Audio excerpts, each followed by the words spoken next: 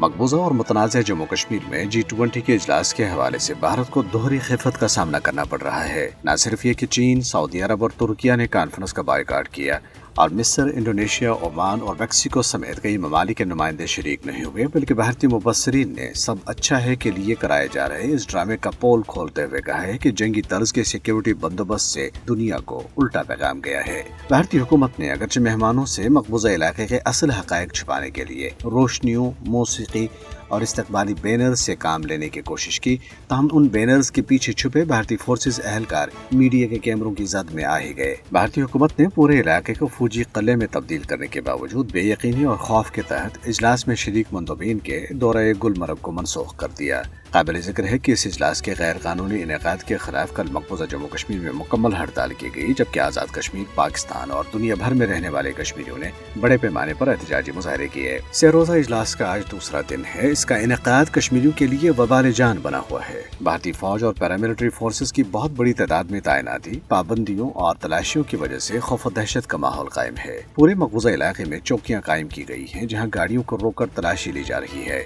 حتیٰ کہ عوامی مقامات بشمول بس ٹرمینلز میں بھی تلاشیوں کا عمل تیز کر دیا گیا ہے۔ پنچ، کٹھوا، راجوری اور سانبا اضلاع کے دور دراز علاقوں میں سیکیورٹی کے نام پر کشمیریوں کو وحشیانہ مظالم، تلاشیوں اور سخت پابندیوں کا سامنا ہے۔ کل جماعتی حریت کانفرنس نے سری نگر میں G20 اجلاس کا بائیکاٹ کرنے پر چین، سعودی عرب، ترکیہ، مصر، عمان، انڈونیشیا، میکسیکو اور دیگر ممالک کا شکریہ ادا کرتے ہوئے کہا ہے کہ مودی حکومت اقوام متحدہ کے تسلیم شدہ متنازع علاقے پر اپنے غیر قانونی تسلط کا جواز پیش کرنے کے لیے اس طرح کے ڈرامے رچا رہی ہے۔ حریت کانفرنس کے ترجمان نے ایک بیان میں کہا ہے کہ جموں کشمیر میں کوئی بھی بین الاقوامی تقریب تنازع کشمیر کے مستقل حل کے لیے اقوام متحدہ کی قراردادوں کے مطابق استصواب رائے کا متبادل نہیں ہو سکتی۔ حریت رہنما اور جموں کشمیر سوشل پیس فورم کے چیئرمین ایڈوکیٹ دویندر سنگھ بہل نے جموں میں جاری ایک بیان میں کہا ہے کہ G20 کے اجلاس میں سرکردہ رکن ممالک کی عدم شرکت سے بھارتی ڈرامہ فلاپ ہو گیا ہے۔ انہوں نے اس ضمن میں پاکستان کی مؤثر سفارتکاری پر اس کا شکریہ ادا کیا۔ امریکی شہر نیو یارک میں کشمیری نژاد امریکی شہریوں کی بڑی تعداد نے مقبوضہ علاقے میں G20 اجلاس منعقد کرنے کے خلاف اقوام متحدہ کے ہیڈ کوارٹر کے سامنے احتجاج کیا۔ مظاہرین سے خطاب کرتے ہوئے ورلڈ کشمیر اویئرنیس فورم کے سیکرٹری جنرل